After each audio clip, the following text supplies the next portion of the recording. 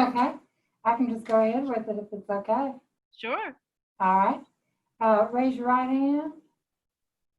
I, Kimberly Remack, I, Kimberly Remack, do solemnly affirm do solemnly affirm that I will faithfully support that I will faithfully support the Constitution of the United States the Constitution of the United States and the Constitution of the State of Mississippi, and the Constitution of the State of Mississippi, and obey the laws thereof, and obey the laws thereof, that I am not disqualified from holding the office of board member that I am not disqualified from holding the office of board member for the Mississippi Charter School Authorizer Board, for the Mississippi Charter School Authorizer, I can't talk, guys, Authorizer Board, that I will faithfully discharge the duties that I will faithfully discharge the duties of the office upon which I am about to enter. of the office upon which I am about to enter. So help me God. So help me God. That's it. Thank you, Janet. Oh, you're welcome. Congratulations. Yes, congrats. And go ahead and get started. Jordan can let the rest of the people in from the waiting room right now. And then, Mr. Billingsley, your information should be there by now. I've got it. Okay, perfect. And then we will get started as soon as you do get us going. Jordan, just let me know when you've got everybody in the room.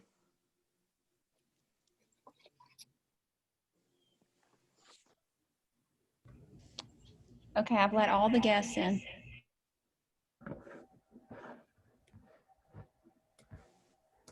Okay, we'll go ahead and get started. The Mississippi Charter School Authorizer regular monthly board meeting is being held in the Authorizer Office Building via teleconference in accordance with State Law Code Section 25-41-5. Notice of this meeting was posted prior to the meeting in accordance with state law. The audio recording of this meeting will be made available online, and minutes of the meeting will be recorded. Moving to the announcement of the quorum. As I call your name, please state present and your location. Ms. Jean Cook, Present, Clinton, Mississippi. Mr. Leland Speed, Ms. Jennifer Whittier, She's present. She was on mute. oh, okay, Present, Brookhaven, Mississippi. Ms. Carolyn Willis, Present, Carrollton, Mississippi. and our new member, Ms. Kimberly Remack.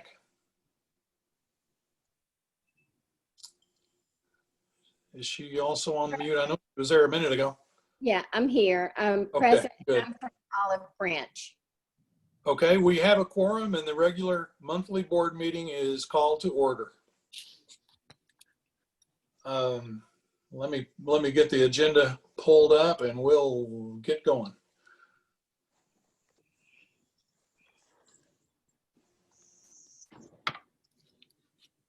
I'm sorry, I only have two devices. I have the Zoom on one of them and my script on the other one. So hang on just a second. I pulled up the agenda for you, Mr. Billingsley. Can you see it? Yeah, I see it. Thank you. Okay, we've gotten past the call to order. Has everyone had a chance to look at the agenda? Okay, I'll entertain a motion to adopt the agenda. So moved. Thank you, Jean. Second? Second. Okay, Jordan, just let me know if you don't get all this. All in favor, please signify by saying aye. Aye. Aye. Any opposed? The agenda is hereby adopted. Now we move to the minutes. I'm hoping everyone's had a chance to read the minutes of the October 12th regular monthly meeting. Do I have anybody would like to propose any changes? If not, I'll entertain a motion to accept the minutes as written. So moved. Thank you. And a second, please.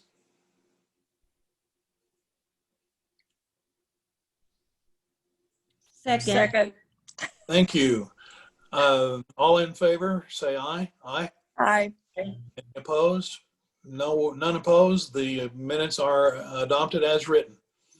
Let's move on to the chair report. I don't have anything of any significance to report other than I really want to thank again Dr. Carmen Chira and her team for putting together the work on the work session this morning. I thought it was very valuable, and we've still got some to go to finish up Dr. Carmen Chira's part of it.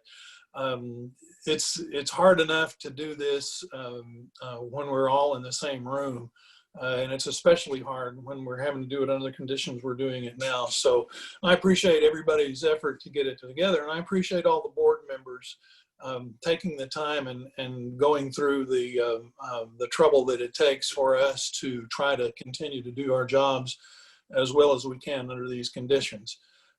So that said, I'll turn it over to Dr. Carmen Chira for her report. Thank you. Thank you so much.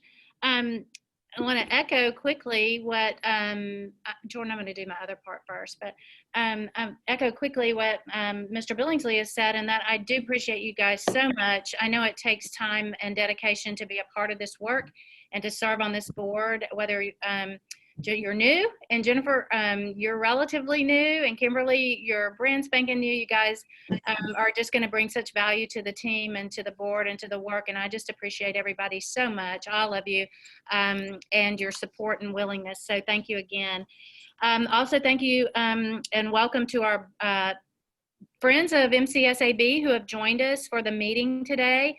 I know we have some outside folks who have popped onto the meeting. I can't see everybody, but I know that we have some people joining us. So welcome to our friends outside the board who have joined us for the meeting.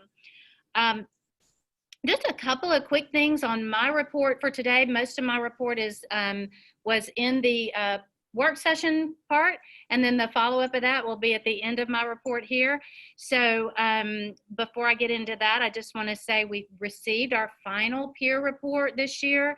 And I have to say that report is leaps and bounds better than it was this time last year. So after a year and a half solid work, getting to where we need to be in terms of efficiency of the authorizer board, I am so proud of the work that we've been able to do.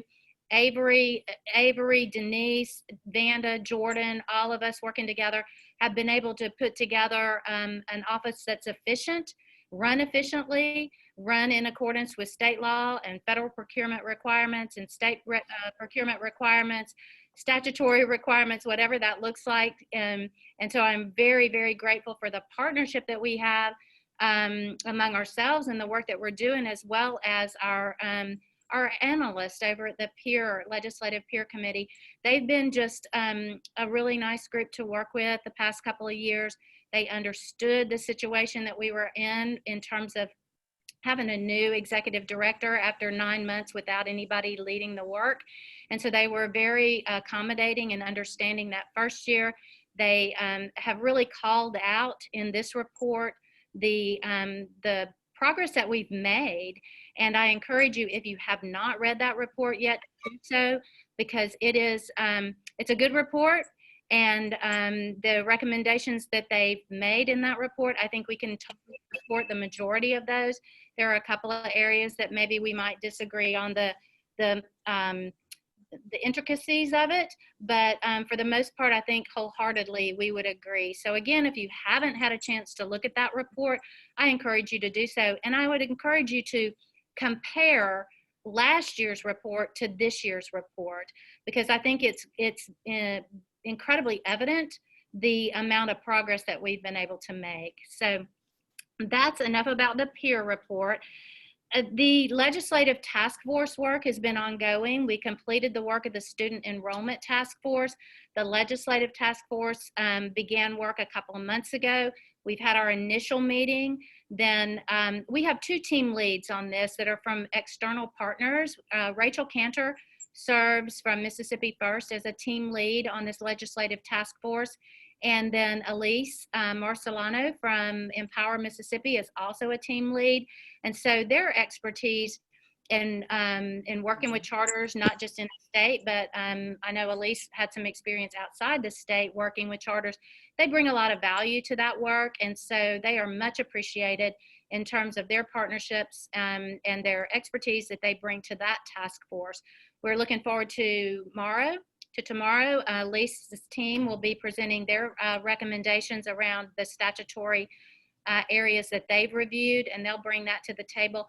And hopefully by early January, we'll have some sort of roadmap that we're going to take in terms of asking the legislature to consider any potential technical amendments to our current statute, and we'll be ready to go for the new year. So hopeful to continue that work and be successful with that. The only other thing I had on my agenda here was school support check-ins, and I alluded to that during the work session. But I did want to point out that we did a survey among our schools. MDE had done a survey, and when they did their mid-year survey, we didn't have access to that data.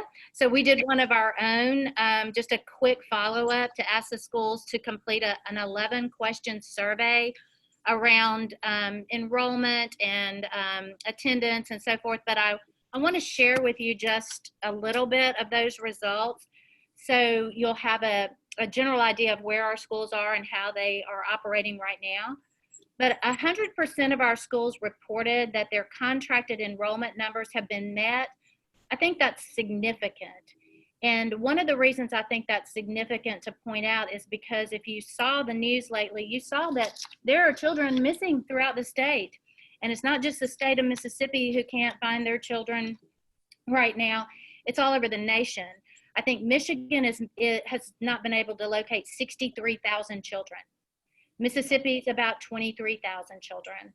And all of our children are accounted for, enrolled, and we have all of our schools have a waiting list. So I think that speaks volumes to the work that our charter leaders are doing, our teachers are doing out under these circumstances in particular. I just think kudos to them and to the work that they're doing out in the schools. With respect to an average daily attendance, I gave them a range, and most of them, I think in fact 100% of them, selected 75 to 94% in terms of attendance of their students. And that's a pretty significant range there. But it's important to note, for those of you in particular who are new to the board, MAEP is dependent on enrollment and attendance and impacted by that. And so to keep a real finger on the pulse of what's happening in our schools in terms of attendance and enrollment is important. And I will go back and say that, I said this during the early meeting, but for the general public, that we did send letters, and I sent a letter to the governor, to the lieutenant governor, to Speaker of the House, and to both the chairman of the House Education Committee as well as the Senate, and ask for relief around this on behalf of our schools. We need to be in a position where we can advocate for them, and this is one of those areas that we can advocate for them in. We can say, we need relief around enrollment and attendance as it impacts MAEP, and we need relief around the accountability model. And we'll continue to beat that drum and hope that they continue to listen to what we have to say and the relief that we're requesting. As far as models of instruction go in the schools, that varies from virtual, 100% virtual, to a hybrid model. I'm not sure where our schools are as of today based on the increase of corona activity and the virus activity and the increases in numbers recently. I know some schools, traditional public schools, are closing down now until after Christmas simply because of the increase. but when they, and they're, I think, I'm gonna look at my calendar, December the 9th, I believe, those surveys were due to us, and as of that date, 100% of the schools were virtual at that point in time. Also, 100% of our schools report receiving their EDLA devices. That is the Education and Digital Learning Act. Is that right, Jean? Education Digital Learning Act. It's an acronym for that CARES money that came in, and we were able to work with MDE they made it happen. It was a huge heavy lift for them, and hundreds of thousands of devices went out to school children all over the state, and all of our schools report receiving those devices. So that's outstanding. They all have access to an iPad or to a laptop or to some sort of device that they can access their classwork on. So that's outstanding, and we're certainly grateful for the federal government as well as the State Department for helping to make that happen. 100% of our schools also report using interim benchmarking to progress monitor student assessment, and that will inform instruction. So all of our schools are ongoing with that. I know it's a little tricky, and I'm sure that the data is not as valid and reliable as it would be in a traditional normal setting, but they are doing the very best they can to ensure validity and reliability with respect to that benchmark assessment, so that we get good information to inform classroom instruction and interventions when they're needed. And we know that there's going to be learning loss and opportunities to fill in some gaps going forward. We asked them about their student engagement and teacher morale on this survey, simply because during one of our earlier check-ins, we had a school to report that some of their teachers were really struggling. And so we felt like it might be important to circle back to that and find out exactly how their teachers are doing right now. And I think in general, the report suggests that teacher morale varies. And it varies from good to excellent. And I'm sure that's based on a lot of different factors, whether it's home factors or, situational conditions that are happening in their families, or whatever the situation may be. So that was what the schools reported to us. And then with respect to student engagement, they also report that varies from time to time. And we've been talking about the challenges of being engaged on just this during this meeting and this time. And you can imagine how difficult it might be to be a teacher trying to teach 30 kids or 25 kids or 15 kids in a classroom, and then have some, that are on the computer and some that are struggling to get on, and the technology issues, and how there might be some challenges around that. So we'll keep up with that as we continue through this cycle of coronavirus, and especially we'll circle back after the new year and find out where our schools are, what type of model they are delivering in terms of virtual or hybrid or a total traditional model, and then find out where they're headed with respect to ongoing assessment, student engagement, and so forth. Mr. Hood reminded you this morning that you have to complete a statement of economic interest. He referred to it as an SEI. That is an annual requirement for state board members, myself included. And if you've done that already, it's a simple fix. You go in and update it annually. If you haven't done that, if you'll just make sure that you go on to the website and complete that. If you need help, we're happy to help. It's really easy, simple to do, but we're happy to provide any technical assistance that you might need. And I think that ends my report for now. And if you will indulge me, we can circle back to the presentation where we left off prior to the little lunch break that we had. And I'm going to ask Jordan to help flip through this. And if you would go back to slide 25, if you'll go back one slide there, Jordan, for me, that'd be great. Dr. Parmachara, before you start, I just wanted to say one thing just so it doesn't get into the minutes about the 23,000 missing children. That story was incomplete, and that was an enrollment drop. And so As of, I guess, a week and a half ago, it was 1,156 children had not been accounted for. Well, that's There was great. a drop in enrollment, but they weren't missing. So I guess they just Okay. didn't want to have that out there that there was tens of thousands of kids missing. Thank you for clarifying that, Jean. That report is right. I think there were some kindergartners that didn't show up, maybe some that were homeschooling, and some maybe that they just hadn't located yet. So thank you for clarifying that, and we'll make sure that's accurate in the minutes.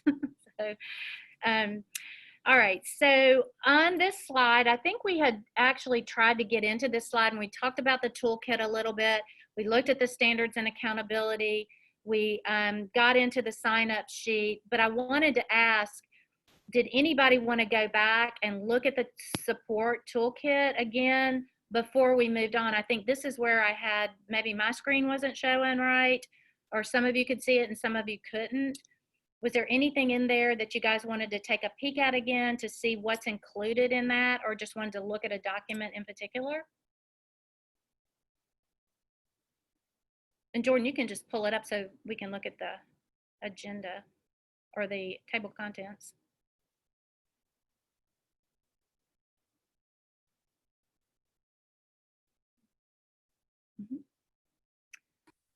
I think you got most of the way through this before we had that Okay. issue. There is one thing on there that I do want to point out, two things actually down at the very bottom. The CSP allowable cost guide and the claims reimbursement procedures. I think those two documents are really important. And again, we didn't have any of these documents or any of these resources, you know, prior to 2019. These documents did not exist.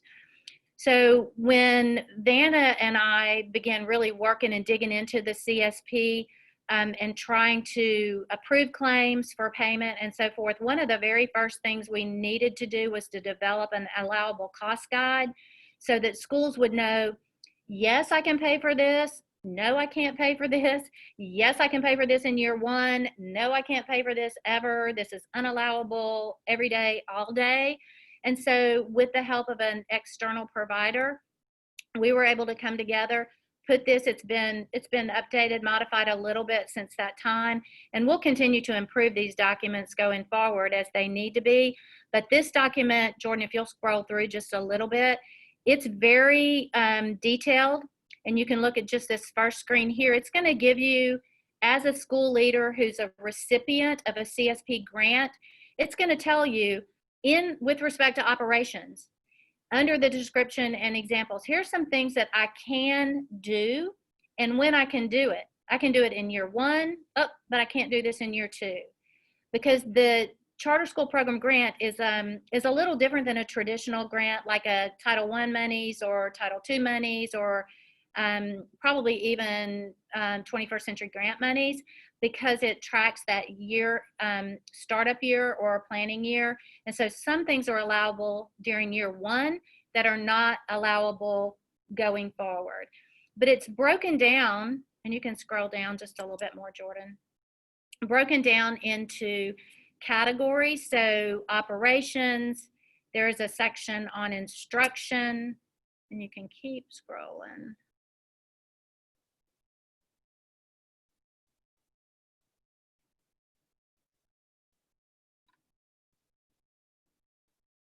Okay, so in this classroom level, it'll tell you, can I buy textbooks and curriculum? Well, yes, I can. And I can do that in year one, and I can do that in year two.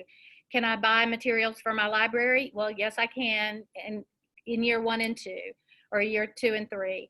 So it gives you specifically, and then if you'll scroll all the way to the very back of this document, it's also going to tell you what you can't do.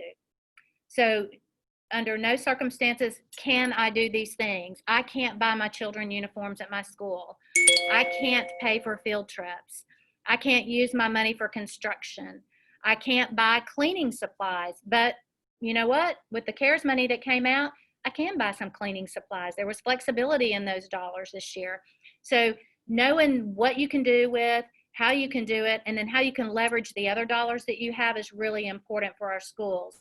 So especially those schools that are in startup and they don't have access to MAEP dollars yet, this is really, really, really important for them. And then knowing how they can use them and when they can use them, what's allowable and what's not. So that's a very, very important document for our CSP recipients. The other document here that I wanted to take a peek at was the claims process. This too was a new document that we put together when I first got here. There, again, no money had been drawn down against this $15 million grant. And so it was important that we had a process in place because we couldn't just start approving claims with no process. And so we put together this process, and you can scroll down just a little bit.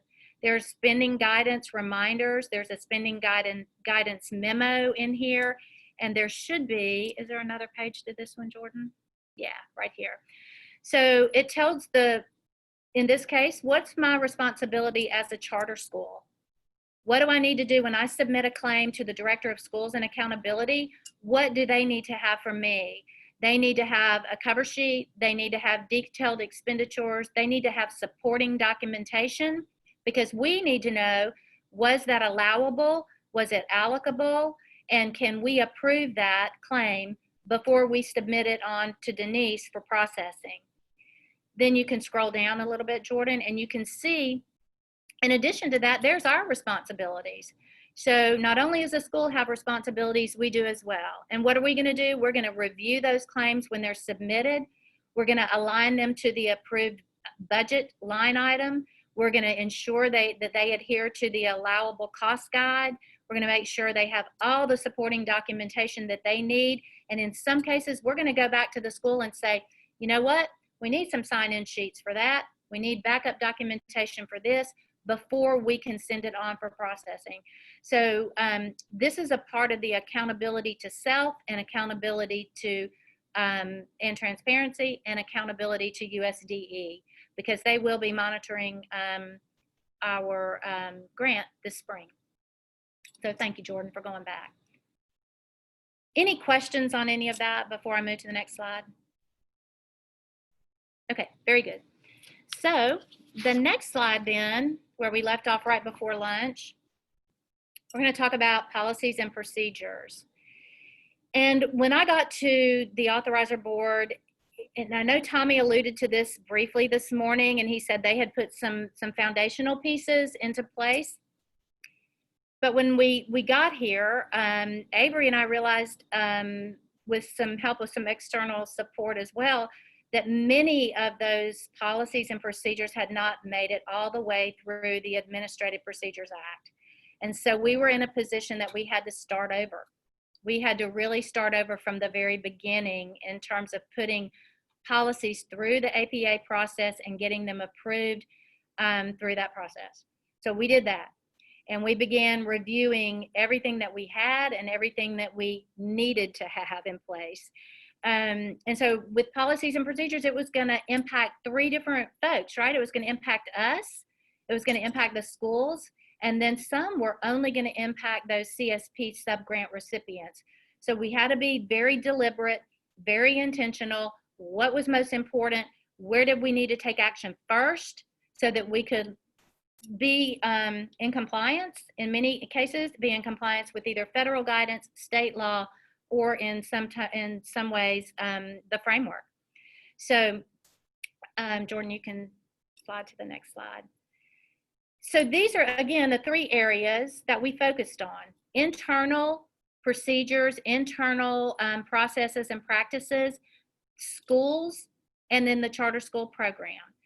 So I want to point out here the Office Management Manual, which I think is probably one of the most valuable documents that we have, because when we got here, and I can tell you from experience, Denise and Avery can tell you that when I first got here, I literally was crawling around on the floor trying to find where to plug in the internet that had no access port, and that is a true story. So when going back to that slide from drinking from the fire hydrant, I was drinking from the fire hydrant and I was crawling around on the floor trying to find, where can I plug in a phone? How can we access the internet? Where do we need to buy some furniture? There were lots and lots of things that weren't here. And so we began building out this Office Management Manual, and Jordan has worked on this. We've all contributed to it.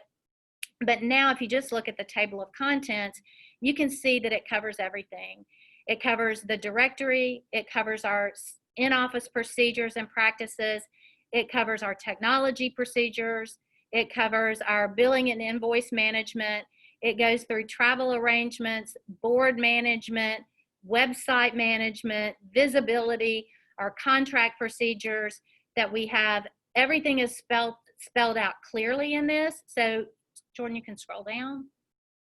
And if you have a question about how to make travel arrangements, maybe Jordan's out and I need to make travel arrangements, or Vanda needs to make travel arrangements, we can go to this document now and know exactly what to do and how to do it. She's getting there. Yep.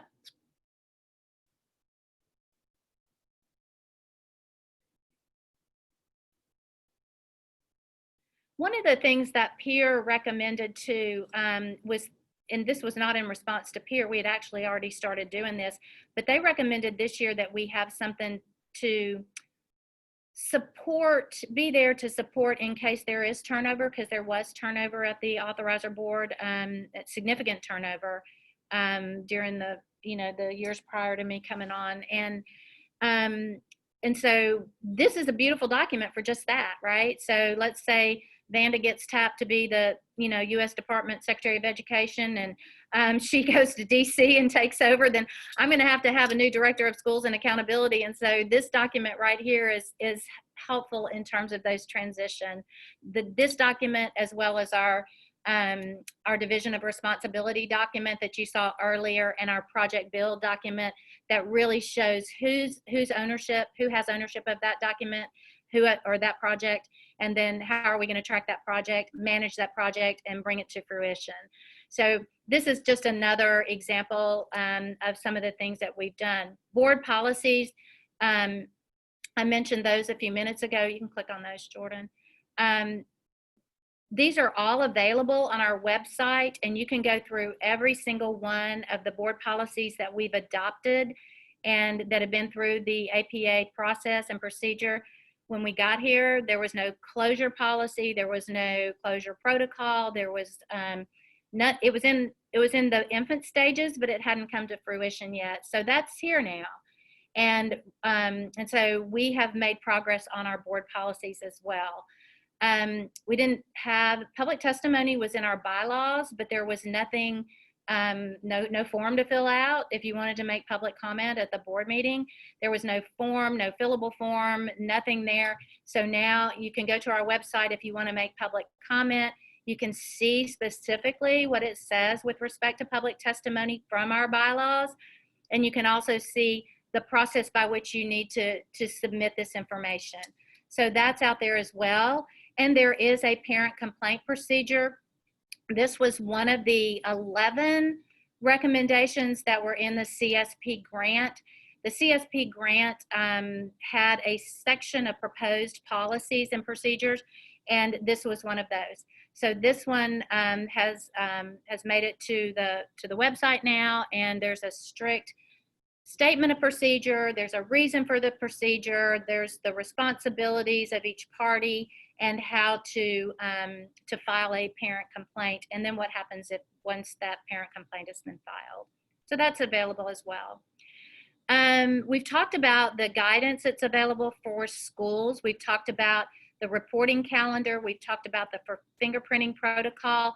We didn't reference the procurement tree. That is a document developed by the Department of Education and Grants Management, and is another great resource for those who are spending federal dollars. With respect to the charter school program, we've talked about that. We've talked about the invoice procedures, the allowable cost guide, and the reimbursement process. So we can move to the next slide. Okay. So continuing with fiscally sound board practices and focus on agency sustainability, there are some areas here where we've made progress, as well as some areas where we can move forward, take some action and move forward, and maybe leverage some of the opportunities that are within here. The first on the top left-hand side, where you see transition the MCSAB to an electronic meeting system using Epicenter board management. We use Epicenter. but we use that for management of school submissions. So schools are required to submit certain documents throughout the year. You saw that calendar, so you know how some of the things that they have to submit. We will use Zoom for our meetings and managing our meetings right now, as opposed to Epicenter. On the bottom left, you see these are all objectives that were within that strategic plan, the 2017 to 2019 plan, to secure funding, including grants and philanthropic support to develop strong authorizing practices and attract high quality local and national operators. I will say this is an area of opportunity for us. We have not sought additional grants outside of the $15 million grant that we have that supports our schools, as well as the authorizer. We have that, so that's an area that we can leverage maybe going forward. Hopefully with attracting national operators. That's an area we can really use some support on. The commitment on the bottom right there to ongoing professional development, I will say since I've been here, I've been able to go to the National Alliance Conference, the NACSA Conference. I attended the second one this year. Vanda's been to the CSP training in DC. We all were able to do NACSA this year, and we were all able to do Excellence in Ed, the Ed Palooza, because it was virtual and it was less expensive. So we didn't have to travel. We didn't have to pay flights and food and all of those things. So it was really beneficial for us to be able to sit in on all those trainings. Ed Palooza was fabulous. We got to hear from outstanding leaders all across the nation. And it was exciting and energizing. And in fact, I sent out a tweet during one of the sessions like, okay, check your pulse. If you're not motivated and excited now about doing what's right for kids, check your pulse, because this is exciting. It's exciting work and it's exciting opportunities that we have. The last thing on this particular slide here, you'll see in the top right, is the Attorney General opinion. This is with respect to the 3% authorizing fee. So the authorizer is funded in two primary ways. So we get a very small annual appropriation from the legislature. It initially was $250,000 to operate a state agency. It dropped down a couple of years later to $237,000 when there was a cut in the budget. It dropped down again last year when we got a 2 to 3% cut. And so now we are down somewhere, and Denise can correct me if I'm wrong, but somewhere around the 220-ish mark in terms of a legislative appropriation for the authorizer board. That's not a lot of money to run a state agency. And the legislature recognized that when they wrote the law. And so they wrote in what they called the 3% authorizer fee. And that comes from the schools. So the schools that we authorize pay an authorizer fee that's 3%.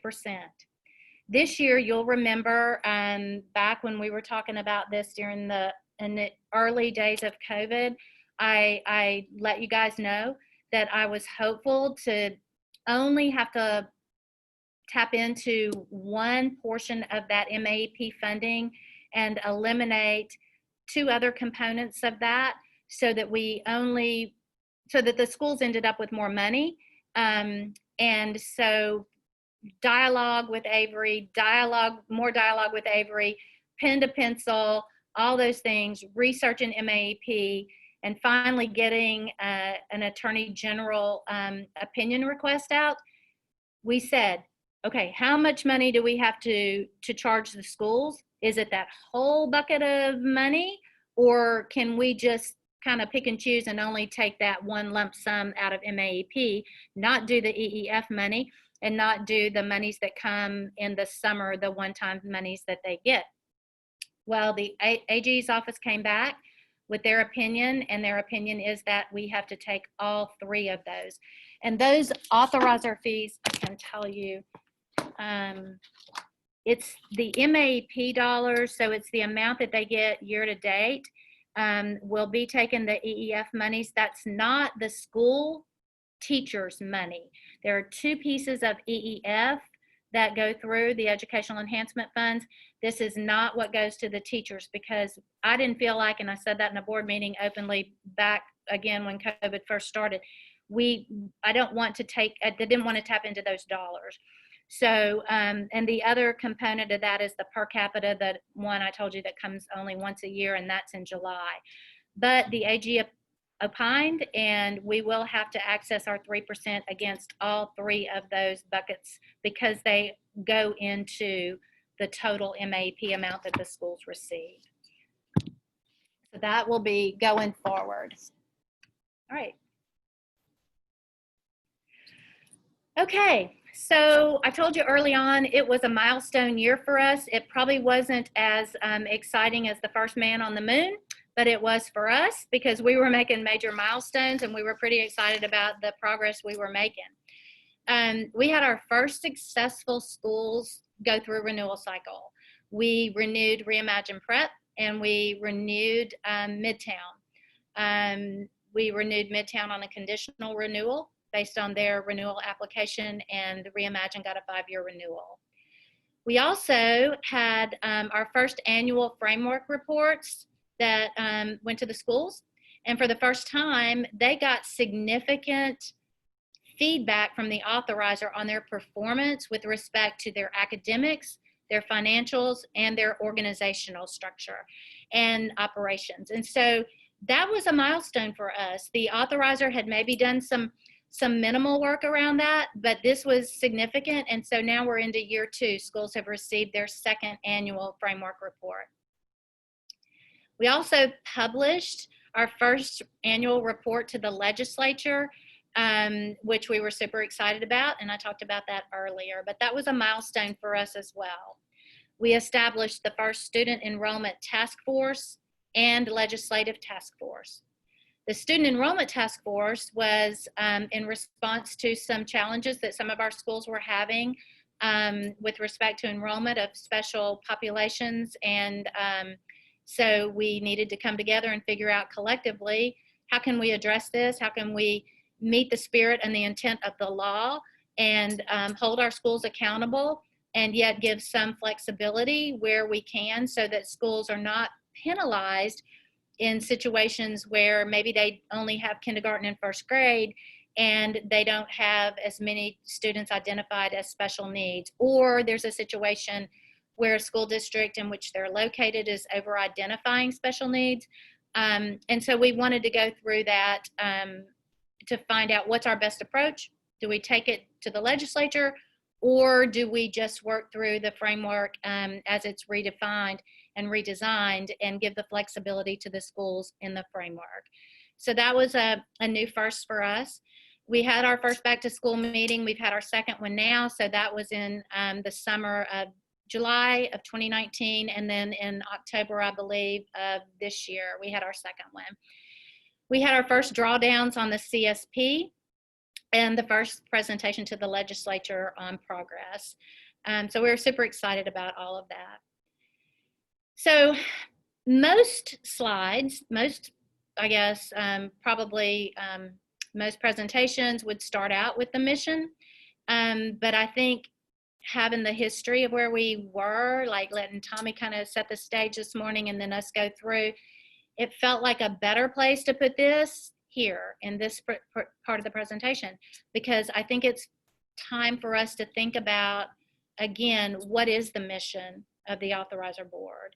And then, is this the mission that we want to continue with? And if so, are there areas that we need to tweak the mission? Do we need to add a vision? Where are we in this? And at this 5-year pivotal point for us, this feels like the right place to have conversation about it. So to refresh your memory, the Mississippi Charter School Authorizer Board will increase access to excellent public schools by authorizing high quality charters, particularly those that are designed to expand opportunities for the underserved student. We talked about that earlier. We know that we have areas of opportunity throughout the state. We know we have 230 schools that are DNF. We know we have over 40 school districts that are DNF, and we know we have 100,000 children that are in DNF schools. So we have opportunities to expand, and we need to be thinking, How do we do that? How do we ensure that we are expanding throughout the state to make sure that families have options and quality options to serve their children? So going back to the 2017-19 strategic plan that I found, within that plan, there were original value statements. And I am going to assume that Tommy and Marion and some of those folks that were here early on worked through these value statements as a part of their strategic planning process. And Jordan, you can click through each one on this side here. The original statements were simply a commitment to excellence, a commitment to customer service, focus on outcomes. We talked about that, looking at outcomes and not inputs. A focus on partnerships. We've talked a lot about that. And then a focus on transparency. But what I want to do today is propose to you two things: a new value statement, but a shared understanding of what that value statement means. So with respect to the first one, I would propose that we act with integrity. And that just simply means knowing and doing what's right. Every single time, every single day, we act with integrity. We also act with respect. This is kind of the golden rule. Treat others the way you want to be treated, right? And I want to say that is among staff, among board, and among our external relationships that we have. I think that goes both ways. Respecting each other, respecting the lens from which they see things and feel things and their experiences, and vice versa. Because all of us bring to the table varying experiences, varying ideas, varying philosophies, varying mindsets, and having a respect for each other, I think, is incredibly important to bring success to the work that we do.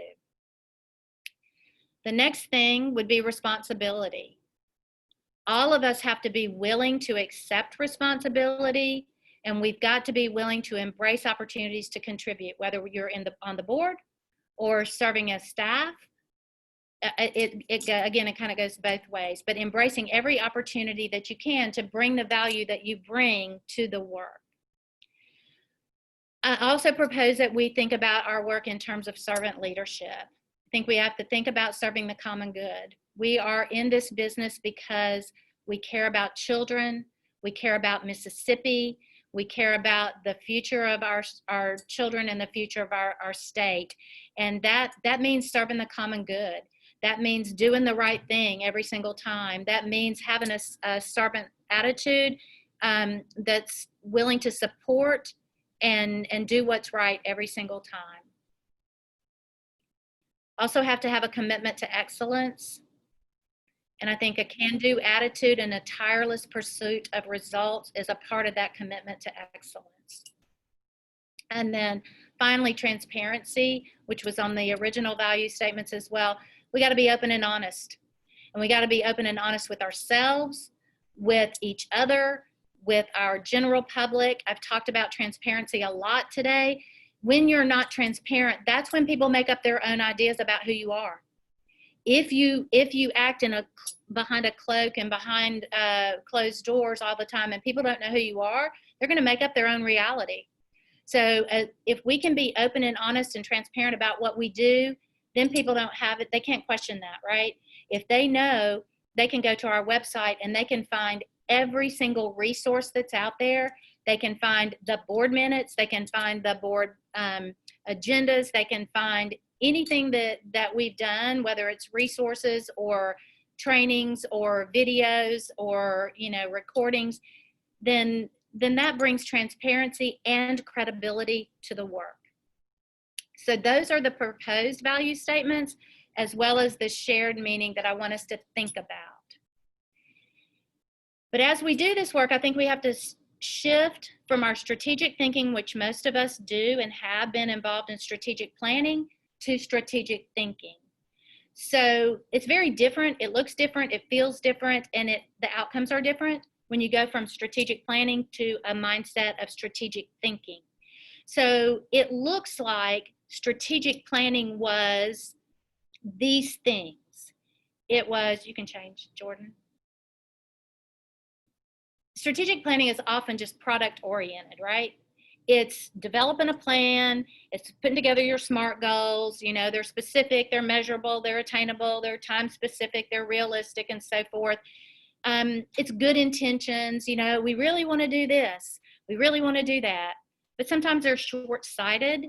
It becomes more about checking a box, and so oftentimes a strategic plan is just left on a shelf. So I think it's really important at this pivotal point in our work to really begin thinking more strategically.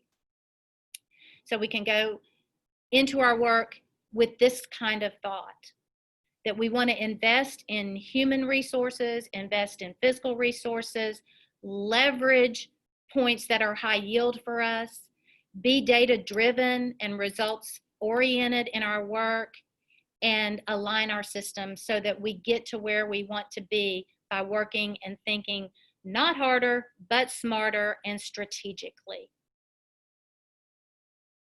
So what does that look like and how do we get there? It's about moving forward, right? We can't just stop. We have to continue to move forward. There's work to be done. We have to continue to do that. And then we have to build in checkpoints throughout. So we have to stop and say, is this working? Is it not working? And sometimes we're going to have to circle all the way back and say, you know what, we got to go back and start over because that didn't work for us. When it bubbles up to the top and we go, we need to rethink that, it's okay to do that. Good organizations, solid organizations, successful organizations do that, just this.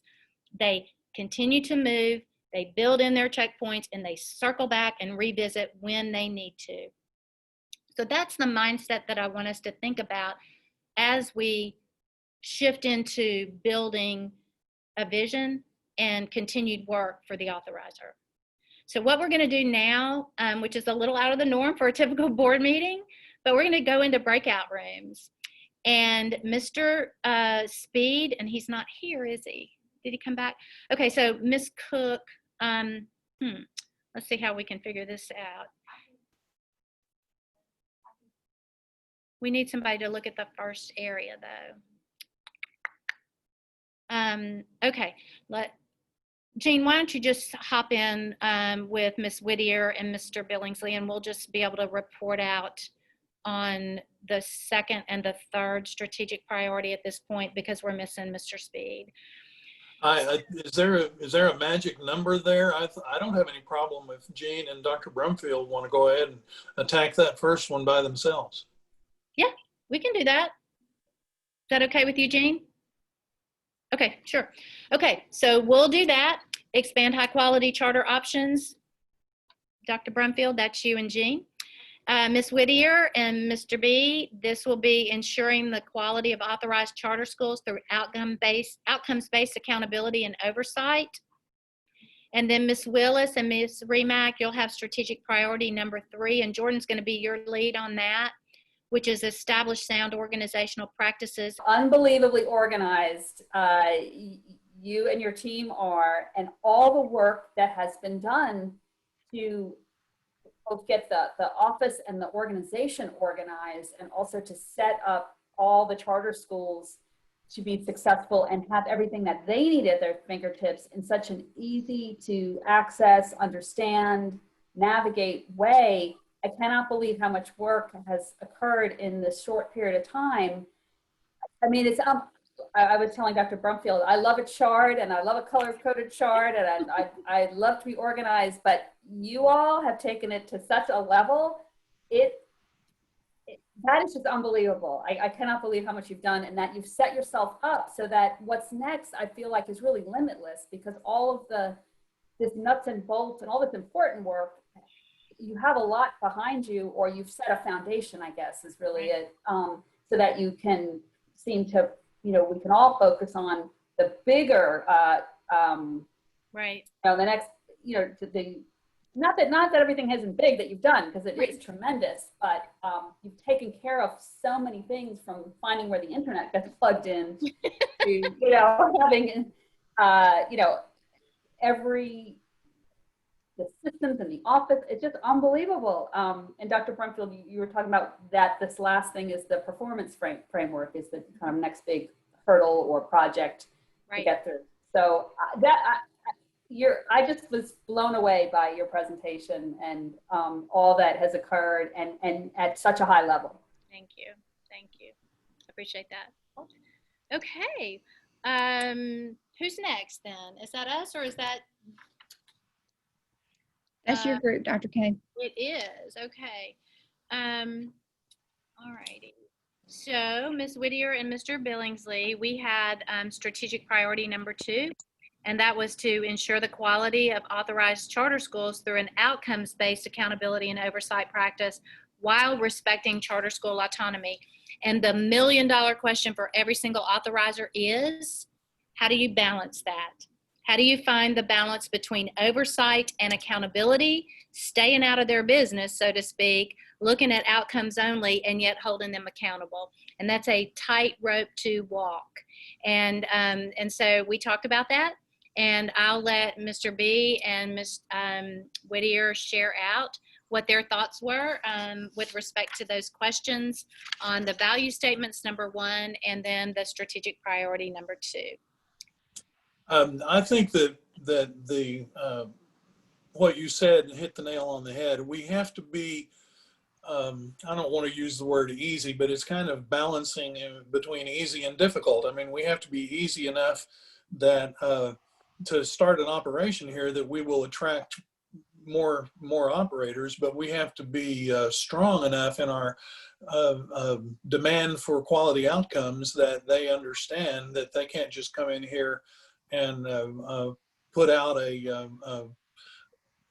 not a very good product. They're going to have to be able to perform, and I think that you can go the wrong direction either way. You can make it too easy to establish the school, and we end up with a bunch of operators that don't need to be here, or you can make it too hard to establish the school that none of them are able to make their renewals.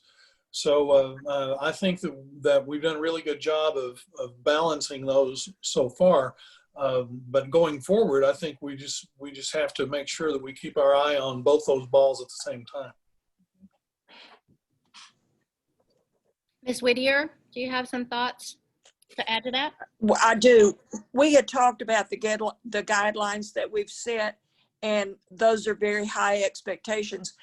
Along with that, we've got to make sure that the expectations are met, but not pressure the schools, not make them feel that they don't have any flexibility. We need to make sure that we're encouraging to them and that we're welcoming new schools. High expectations, but make sure those expectations are met. Okay. Thank you both for that. With respect to the mission and this strategic priority, I think if I can speak for us, I think we all three agreed that this was spot on, that it really articulates what we're trying to do in terms of ensure high quality schools are operating, providing high quality educational opportunities for children, and that they're being held accountable to those high standards. Would that be a fair statement? Yes. Yes, I agree with that. Okay. All right. And our key takeaways were very similar to that. Do you guys have anything you want to add to on key takeaways? No, ma'am. So I think you summed it up pretty well. Okay. All right. Very good. Okay, and strategic priority number 3 was my group with Ms. Willis and Ms. Remack. Strategic priority number 3 is to establish sound organizational practices and protocols to ensure effective and transparent operation of the Mississippi Charter School Authorizer Board. And Ms. Willis, would you report out for us?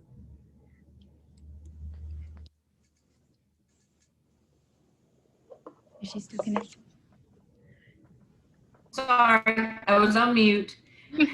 So we all agree with the proposed value statements and that the strategic priority adequately represents the mission. And if you will, Jordan, will you give our key takeaways? Yes, ma'am. So our key takeaways are to really spend time developing on how we can accomplish those value statements. We do agree that they are the best value statements for us to have, but we just need to spend some time looking at developing those and how we will accomplish them, and also how we will measure our success in accomplishing those to be sure that we are serving all of the children in Mississippi in the best way through those proposed value statements. So. All right, thank you very much.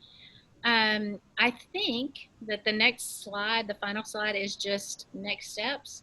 And so I think we're good to go. So I really appreciate your input and value your input on everything that we've done today with respect to the work session. And I believe that we're ready to roll into the rest of the board agenda now, unless somebody has a question. All right, I think we're good. Thank you again, everybody. All I'd like to say is, again, thank you and your staff for the really hard work that went into getting all this prepared and ready for today. I know I've done it before, and I know how difficult it is.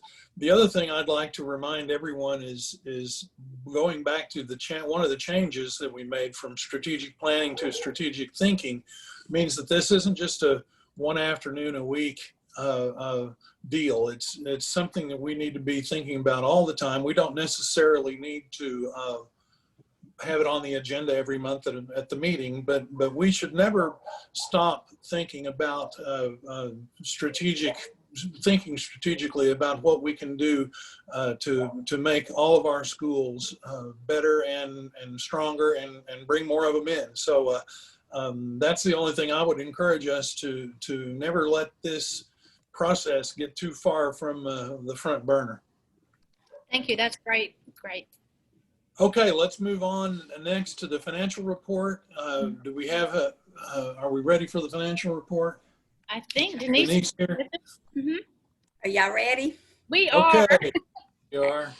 I had several things that I wanted to talk about today, but a lot of them have already been mentioned. So I'll maybe just touch on them again briefly and just hit the high points, because I know y'all have a lot still to get through.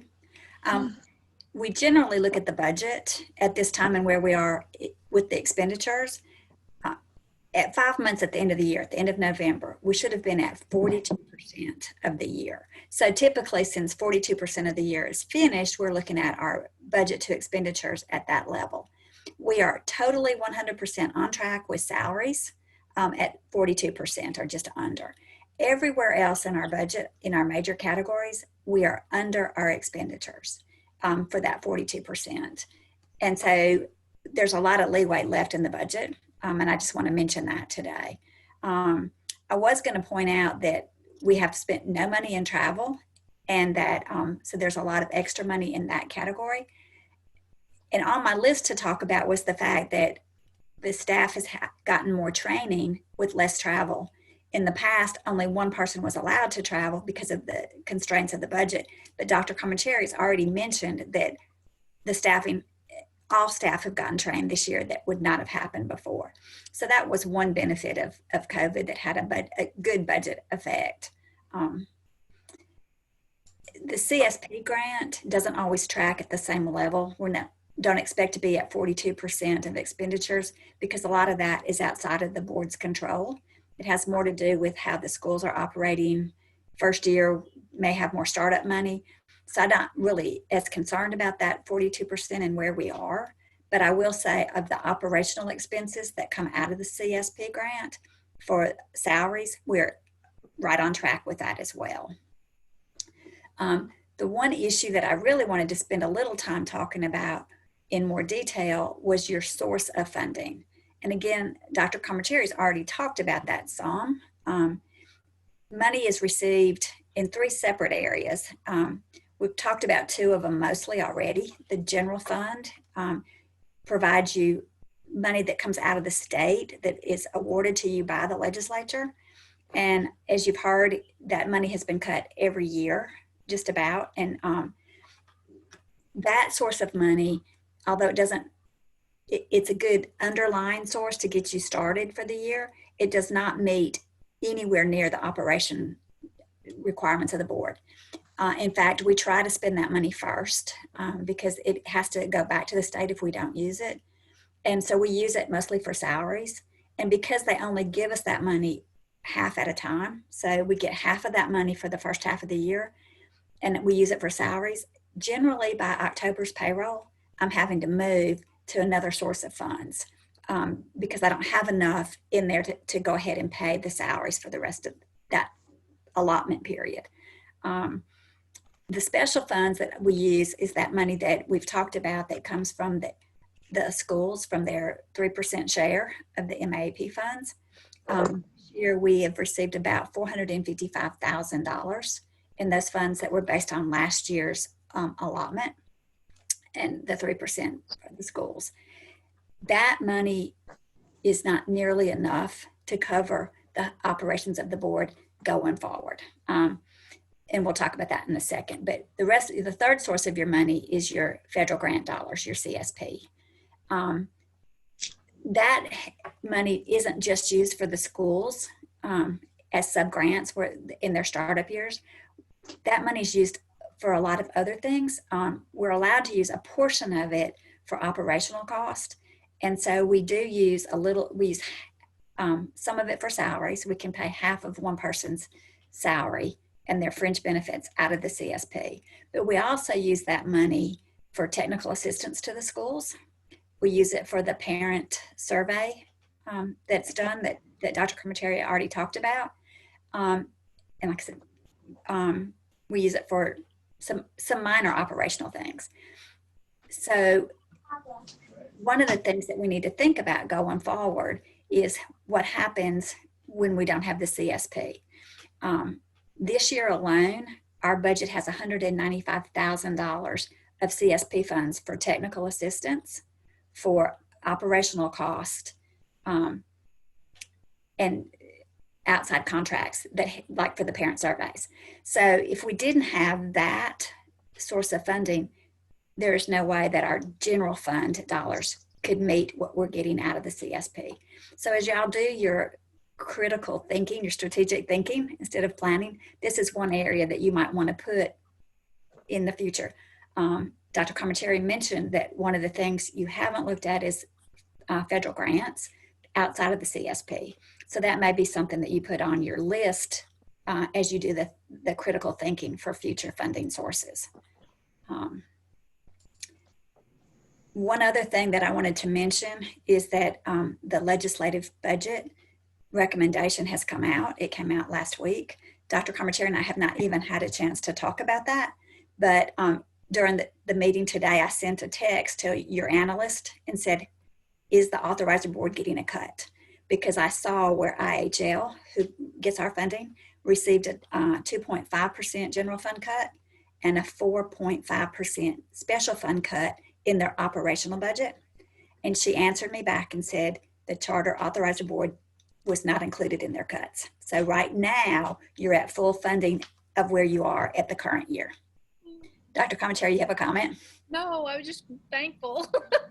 Right. So that got to keep our fingers crossed. We are hearing some things about the legislative session and how the budget hearings are going to be reduced in number of people that can attend. I have not confirmed that with the legislative staff. I've just heard the rumors. So we will be confirming that as we go forward. And then the last thing I just want to talk about was this time of year, we always do an internal control assessment. It's required by the Department of Finance and Administration. And so every year at this time, we're looking at what your internal controls are. And last year we made lots of comments about the fact that there were no material weaknesses and a lot of things had been strengthened in FY19. And as we're doing a look back now on FY20, there's so many more things that have happened that have made you even stronger. When we look at that internal control assessment, we're not just looking at financials and budgeting type things. We're looking at things like how well you communicate, what are your ethics, how do you handle purchasing. There's a whole list. There's 15 separate questionnaires. Each of those questionnaires has multiple questions in it. So we've already started doing an analysis of that for the board. And just as you've seen in the work session, so much has happened this year. so much that we can add to the internal control, so much to commend Dr. Commentary and her staff and the board itself for everything that's happened. We'll make comments on the fact that you've really improved the ethics, not because your internal ethics environment was good, but you've now pushed that out even to your charter schools, as we see from the CSP. So that shows us that it has been strengthened. The communications, the new website, all of the policies and procedures show another strength in your internal control environment. The review of transactions, the timeliness of processing transactions is very, very much improved. Standardization, there's now a standardization for contracts that wasn't in place before. Avery reviews all of the contracts. We look at them. We don't make a payment against a contract without checking that there's a balance there. So there's been a lot of strengths. Even though there were no weaknesses, we see strengths this year as well. And then there's been an improvement, like I said, in the federal grant process. There were comments made last year that there needed to be some strengths, and we have seen that happen this year. And I'm glad I've been listening all day today, even though I haven't necessarily participated, because I've taken a lot of that will go into that internal control assessment that we're trying to finalize. And then she's already mentioned that the peer report has been so much better than what we saw last year. So that will be another one of the things that comes out in the internal control is they say, are you monitored? Well, y'all are one of the agencies that's a very small agency that receives some type of external review on an annual basis, because you do have the peer review, and there's been so much more strength in that process that we can rely on too.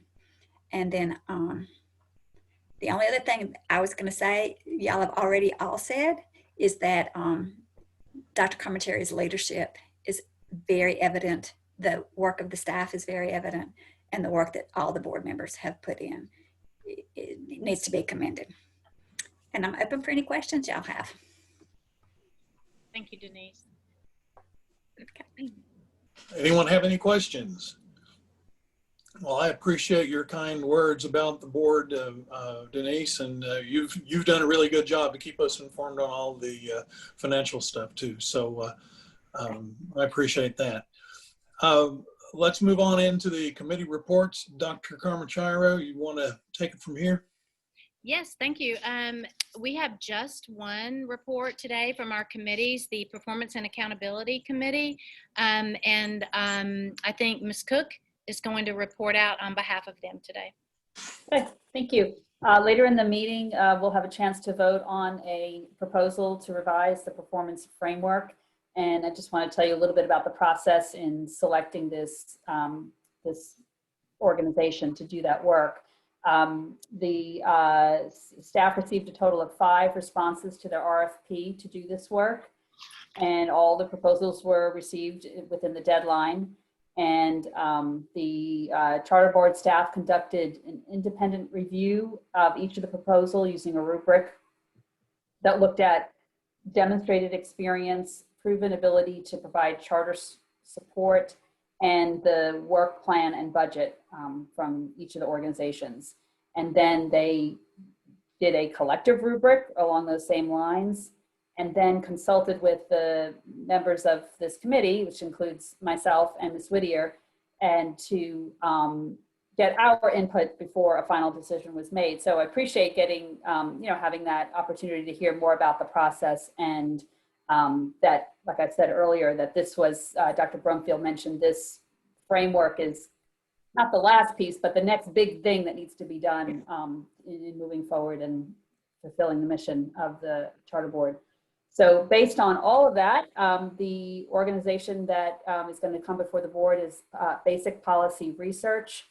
And there were a number of things that were listed in why that recommendation is being made. And I don't know if Dr. Carmachiro, you want to talk about that when the item comes up, or yeah. Okay, so she'll get into that later. So that's about it. It was a good education for me as a board member in looking at those work plans, because I was the person that Dr. K referenced earlier, that it gave me a whole appreciation for the level of accountability that the schools are held to, I guess. And so it it was an education, and I was happy to be included. Yeah, thank you, Jean. The one thing I will point out about the Performance and Accountability Committee here, they had an opportunity to look at it independently as well. So the rubric process, the review process for us as a staff did give us an opportunity to review each one independently and then collectively. And so we tried our very, very hardest to eliminate any bias and used our rubric to go through each one of the components of each one of the proposals. So thank you again to you and to Ms. Whittier for participating in that. Okay, any other questions or any comments for either of the committee members? Okay, let's move on. Do we have someone ready to make a public comment? Do we need to go ahead and move into the public comment? If so, we'll need a motion to open the public comment period of the meeting. I'm not sure. I can't see who all's in the waiting room. And I can't see. Jordan, you can tell us if we've had anybody submit a public comment. Yes, ma'am. We received the form at 1 o'clock this afternoon from Mr. DeArchie Scott Okay. To submit public comment Okay. With respect to items. to the item. Let's see. The numbering system is it's the fiscal policy oversight and the report comments, item 5. So your executive director report and item A under new business. Okay, perfect. Is Mr. Archie available? Yes, I'm here. Can you all see and hear me? Yes, sir. Yes. Hold on just a second, please. And let me get a motion to move us into the public comment period of the meeting. So move. Thank you. Second, Second. all in favor? Aye. Aye. Aye. Okay, we are in the public comment area of the meeting now. Mr. Scott, the floor is yours for the next 5 minutes. Thank you. DeArchie Scott, Jackson, Mississippi. Good afternoon, Mississippi Charter School Authorizer Board, and thank you for taking the time to listen and allow me to speak. As school leaders, we have all been asked, what is the greatest challenge you are facing? Virtual learning, developing staff, student attendance due to COVID-19 fears, ensuring not only the academic progress of students, but also the well-being, social, and emotional needs of students and families.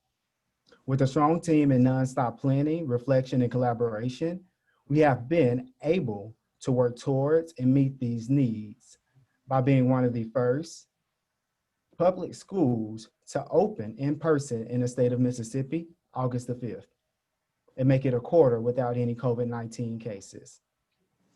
And as other leaders have expressed, the lack of support and willingness to understand or listen from the Mississippi Charter School Authorizer staff has been a great challenge. I would like to speak on agenda item 9. Charter school leaders do not understand, 9A. Charter school leaders do not understand the reason or need for charter schools to use the Mississippi Department of Education Accounting Manual, nor were we notified about a board vote regarding that today. Although it was recommended by PEER and we respect their word, however, PEER does not have the knowledge about charter school policies and best practices, nor the understanding of charter school autonomy. We do not understand how this would benefit charter schools. This takes away from our flexibility, autonomy, and innovation, which sets us apart from traditional school districts. Furthermore, relative to agenda item 5, as mentioned in a letter sent to Dr. Kamachara on November 23rd, Ambition Preparatory is in a process of requesting a revisit of the Ethics Commission opinion with our knowledge and input that was given to the Mississippi Authorizer staff prior to the Ethics Commission opinion, but didn't make it to them. Again, from my understanding, you all have not heard all of the facts which concern our team regarding the information presented to the Mississippi Ethics Commission. Please review that letter that was sent from Ambition Prep on November 23rd and a follow-up letter from today. The request for the reimbursement claims regarding this from the Mississippi Authorizer Board Office is from nearly 2 years ago, and we were given 30 days to resolve it. Again, you will receive constant communication on what we are working on regarding this issue. I look forward to discussing this with you in January if necessary. I'm here so that all students in Jackson and Mississippi have access to high quality education. I am committed to excellence and collaboration to ensure this success. The decisions that you are making greatly impact the schools. So thank you for taking the time and listening. Thank you, Mr. Scott. I think that concludes the public comment period of the meeting. We'll entertain a motion to close the public comment.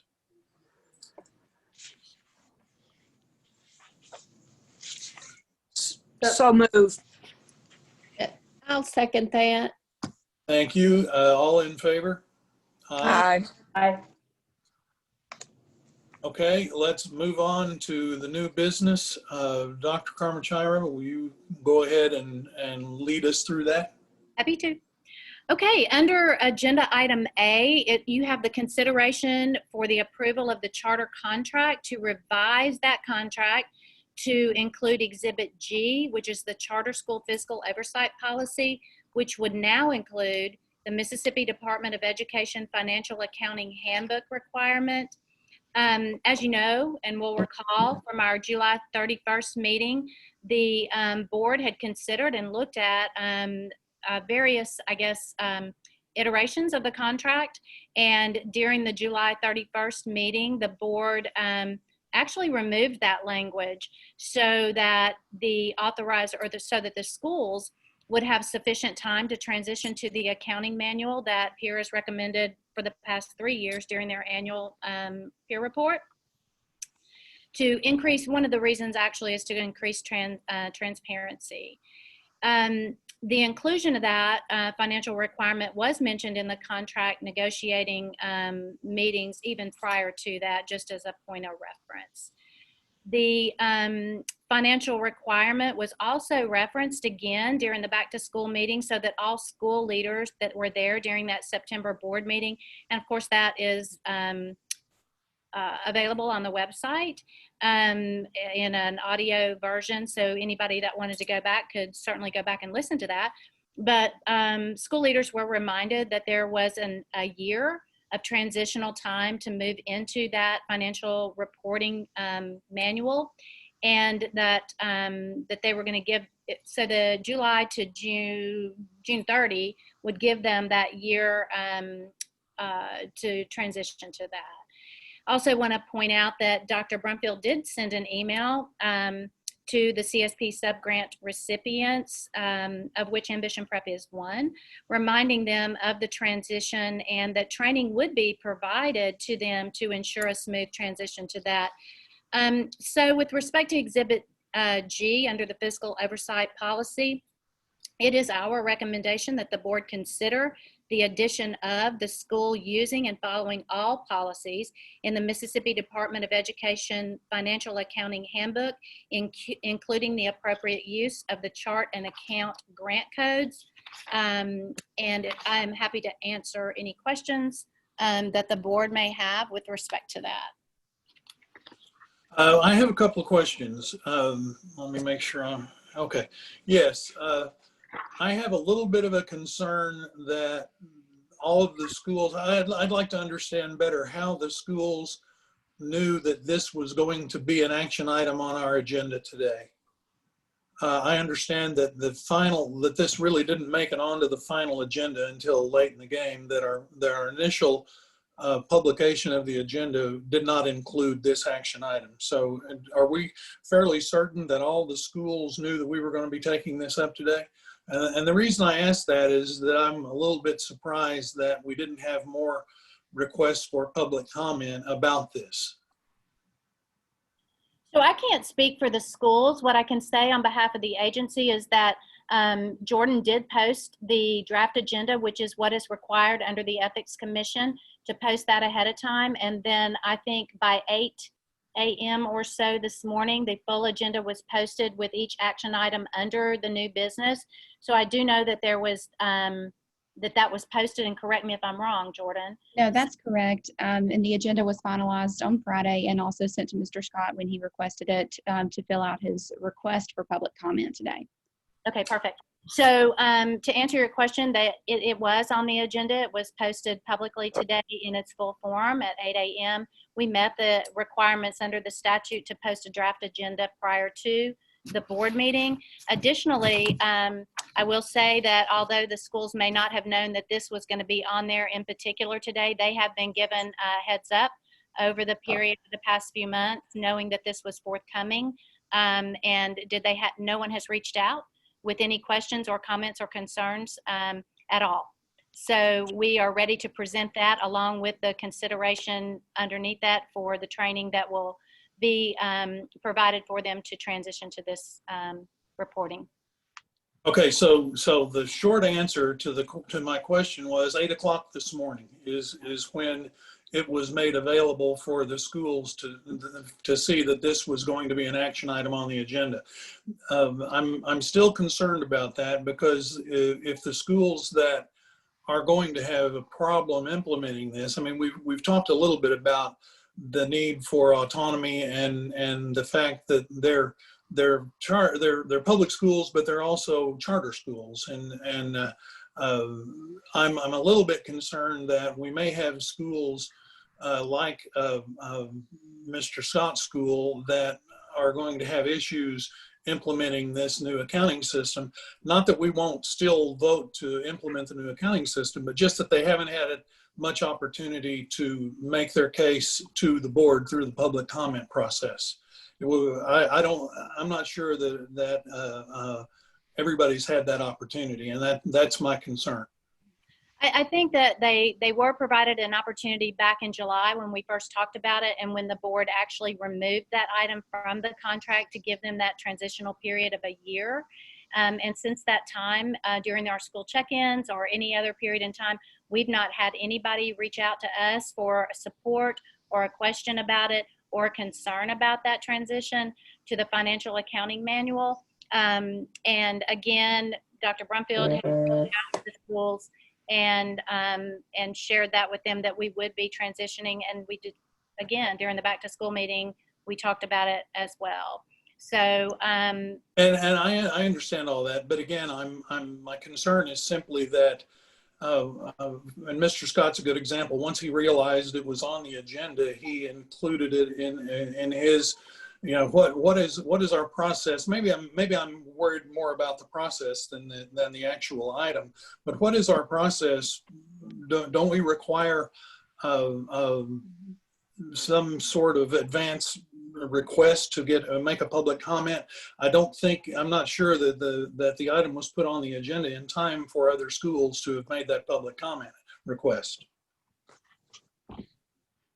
And again, maybe I'm the only one that has that concern, but I do believe that just changing the accounting system over for the schools that have schools in other states or have a corporate office that has schools in other states, that's going to make it that's going to be a difficult thing for them to do. For the schools that are small, that don't have a corporate office to help them with their accounting, to change to install a new chart of accounts is going to be difficult for them too.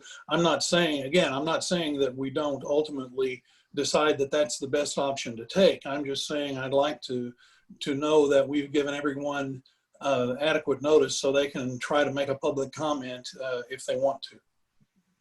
thank you.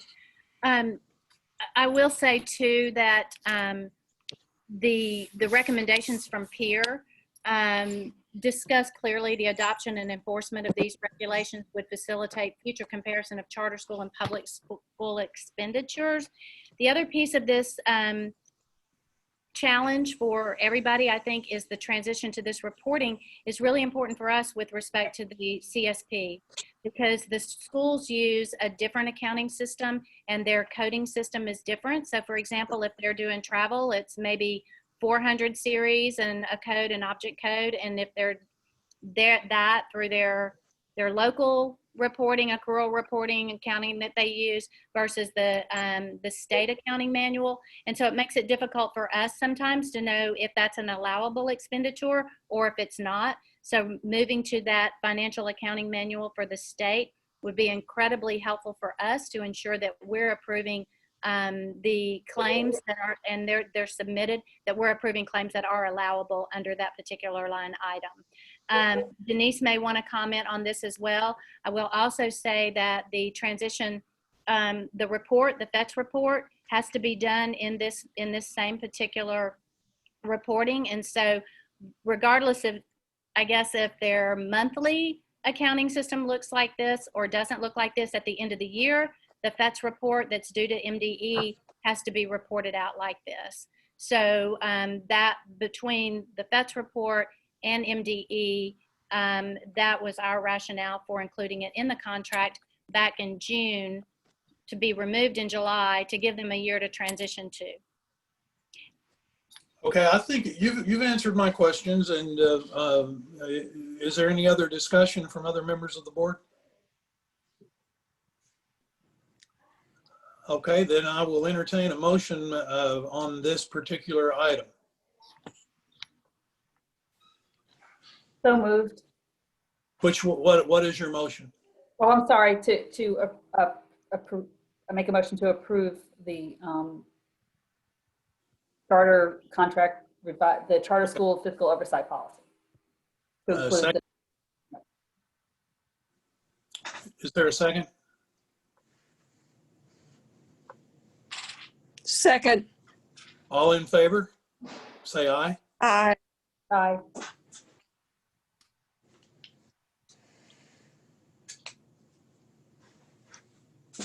Any other ayes?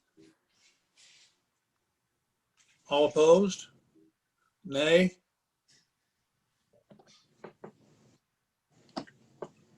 Let me think. There's Ms. Willis and Ms. Remack. Do you intend to abstain on this? No, I affirmed. I said aye.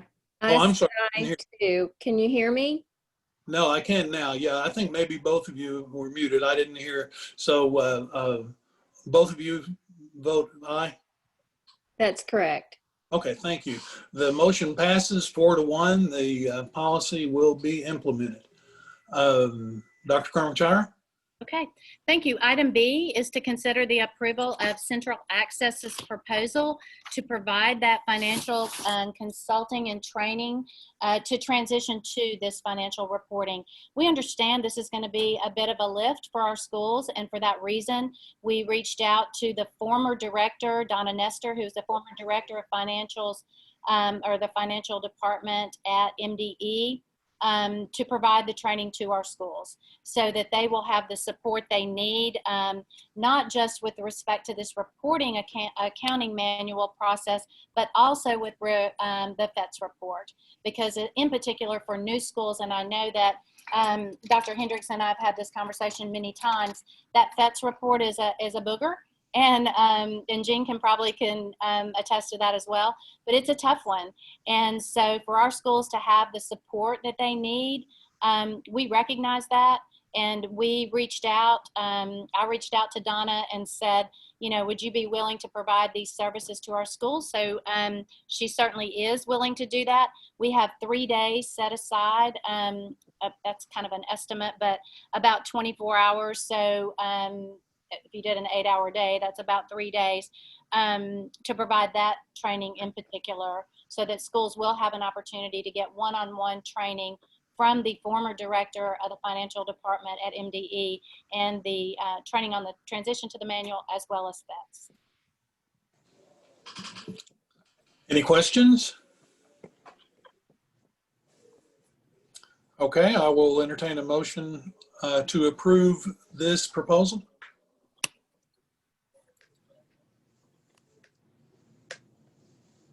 So So moved.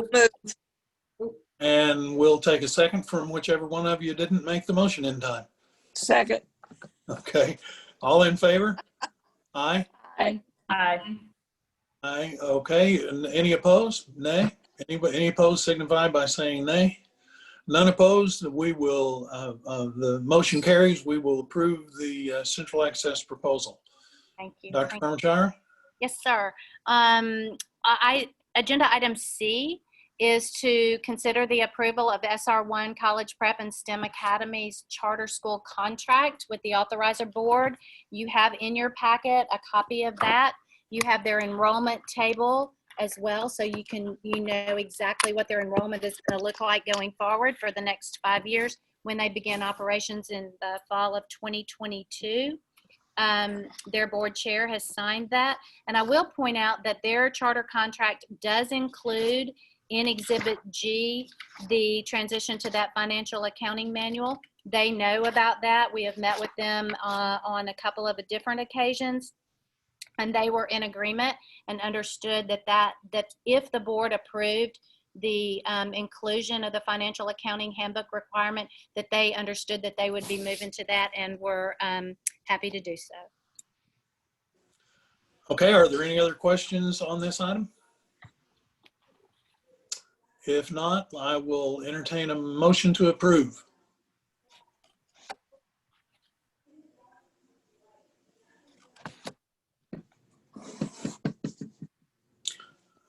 Is there a motion? So moved. Thank you. And a second? Second. Thank you. All in favor, please say aye. Aye. Aye. Aye. Aye. Any opposed? There's no opposition. We will, that motion is approved. Let's move on to the next one, Dr. K. Agenda item D is to consider the approval of SR1 College Prep STEM and Academy CSP subgrant application. That is just a part of the process in terms of applying for those CSP funds.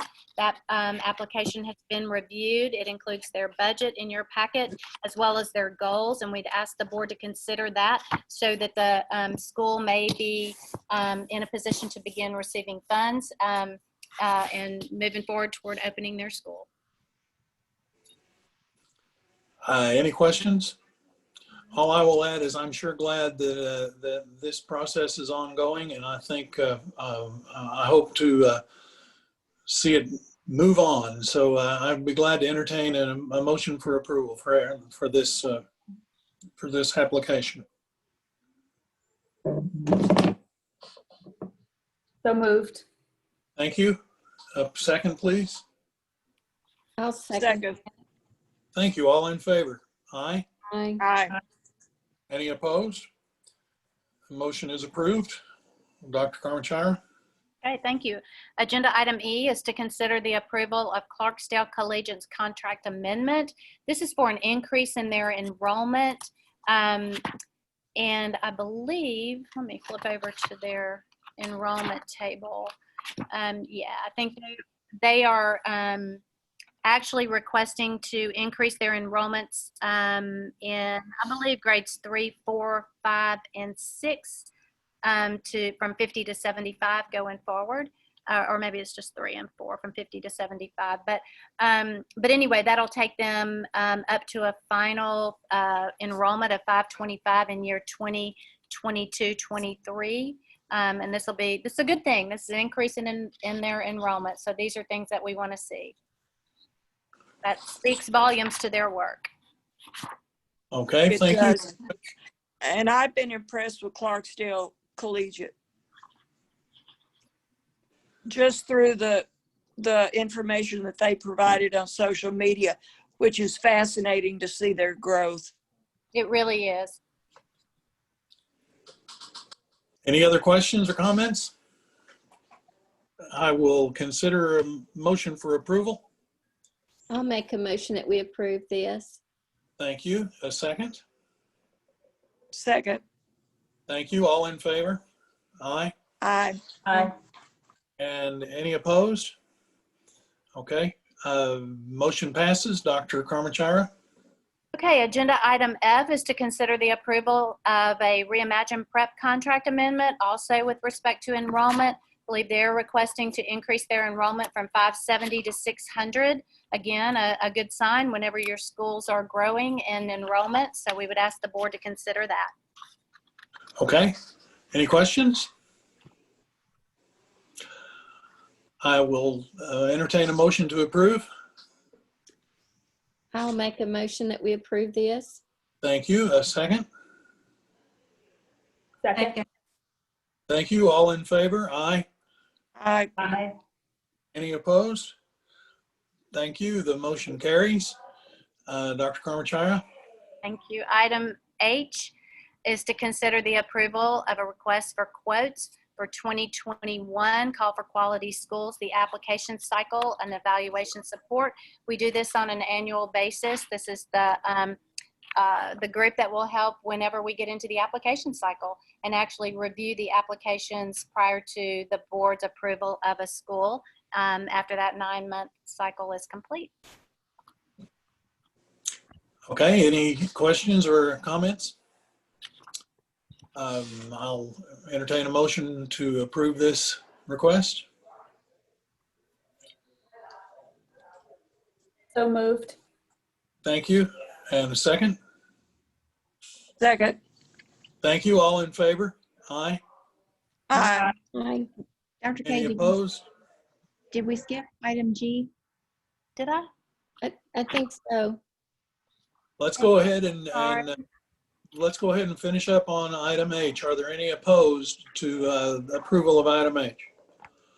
If not, we will, item H is approved.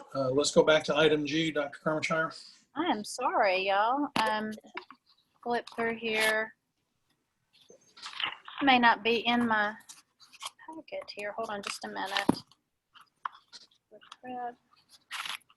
I can see it from the agenda though. This is simply, item G was to consider the approval of a Champ Carter amendment just to extend their contractual dates to out through December 31st. They are one of our technical assistance providers. That's just an extension on the contract date. Any questions?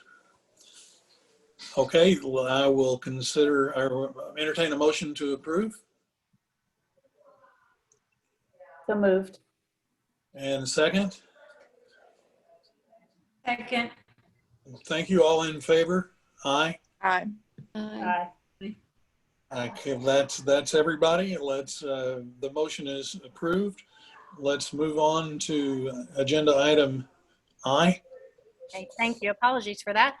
Agenda item I, consider the approval of the RFP proposal for revising the performance framework and the intervention ladder. This is what Ms. Cook reported on earlier and shared the process of how that worked in selecting the recommendation for this. And so I know Ms. Whittier was a part of that application review committee as well. And I think at this point, she may have something she'd like to share.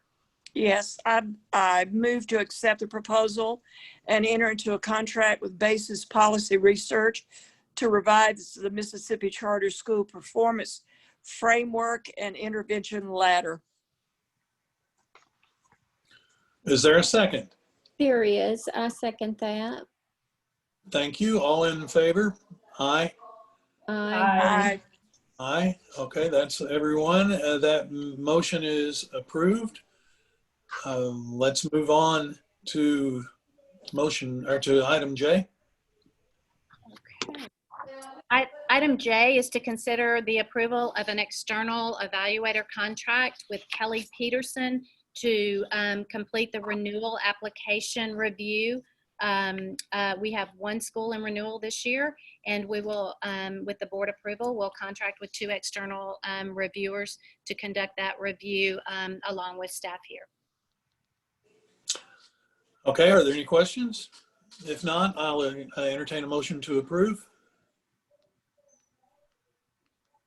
I so move. Thank you. Second. Second. Thank you. All in favor, say aye. Aye. Aye. Aye. With no opposition, that motion is approved. Let's move on to the item K. Okay, this is to consider the approval of external evaluator contract for Lauren Iannicelli. This is the same support for the renewal process as item J. Both of these ladies have worked with us before in the renewal of Midtown and Reimagine Prep. Both are experienced charter school leaders, and I would ask the board to consider approving this contract as well. All right, any questions? I will entertain a motion to approve. So move. And a second. I second that. Thank you. All in favor? Aye. Aye. Thank you. Motion is approved.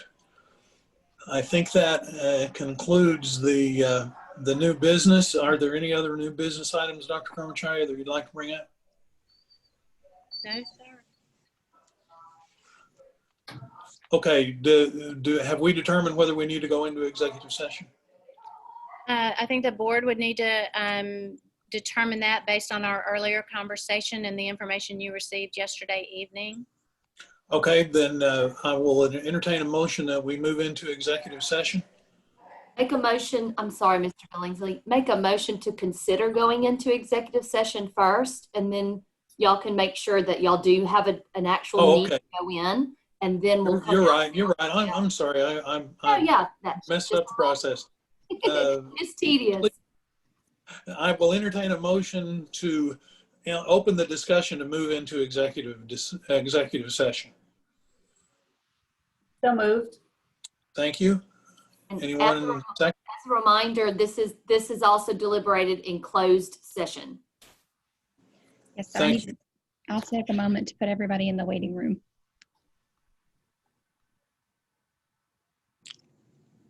Did we get a second on that? Mr. Billingsley, once we go into the closed determination to determine whether or not we need to have executive Oh, session, we'll That's close- right. We don't need a second on that. I apologize. and then we will talk about it, and then we'll come out and Right. let everybody know. Then we let everybody know what we're going to do, and then we go. That's I'm right. sorry, I don't have my cheat sheet in front of me. I was just having to go on old man memory.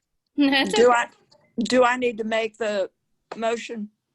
No, I think right now where we can talk about it and decide, do we want to go into, or do we want to stay in executive, come out, tell the board or tell the visitors and the rest of the folks what we're going to do, and then come back into executive session to discuss potential litigation with respect to the issue that I brought before you earlier today when Tom was on, as well as the information I sent last night. Yes, and I apologize. That was my fault in just not remembering how that process has to work. It's, as I'm sure all of you will. Do we have a motion, Jennifer?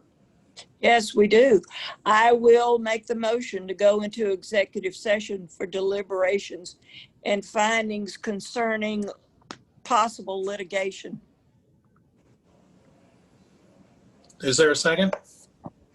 There is. A second? I make the motion to go out of executive session back into open session.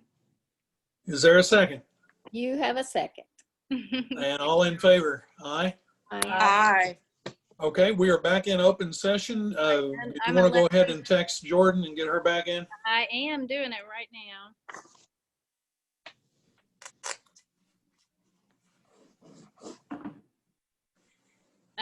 Before she pops back in, let me just say, Ms. Remack, this is not typical board meeting. That Oh, we it don't spend the entire day deliberating and going through a whole presentation and breaking out, doing breakout sessions and all of that. This I was- gotta tell you guys something. You know, I'm a special needs mom, and I'm involved in another. I have a 4 o'clock meeting for about an hour and a half after this. Well, then let's Just hurry. so happened, it's the day for board meetings. Oh, my goodness. Okay, well, the only thing we have left on the agenda is to set the date for the next meeting. Our meetings are set, and so all we have to do is just reference that. Our meeting calendar was set. And Okay. approved. So our next meeting date is, let's see. January 11th. Thank you, January 11th. Well, listen, I appreciate everybody once again. This has been a long day. I appreciate everybody hanging with us the way you did. And again, welcome, Kimberly. We promise that this is not a regular occurrence. You guys are great. Thanks for putting up with me. Oh, thanks for being Okay, so here. I won't see you guys, so I'm wishing all of you a very, very Merry Christmas, and I hope you stay safe and have a happy, blessed Christmas season. So I will see you in the new year. thank You you. too. Thank you. Same to everyone. Merry Christmas. Okay. Everyone. Happy Bye. holidays. Do we need a motion to adjourn? I'll make that motion if we need. Thank you. Thank you. I'll second that Thank emotion. you. All in favor? We are adjourned. Merry Bye. Christmas. Thank you. Merry Christmas, everyone. Bye-bye.